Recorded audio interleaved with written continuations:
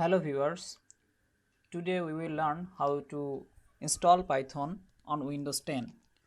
So at first we will go to a website which is official website of Python.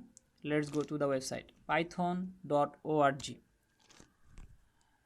After going to the website we will click on a link that is called download.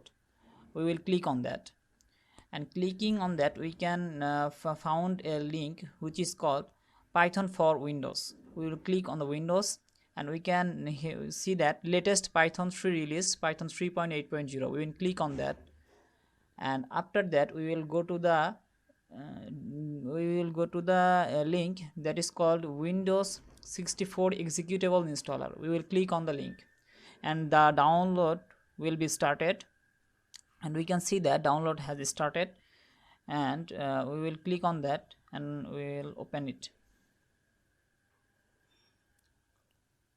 And now we can see that there is the install file. At first we have to do that, add Python 3.8 to path. We will click on that and the tick mark will be needed. Now install. Yes, it has already started downloading.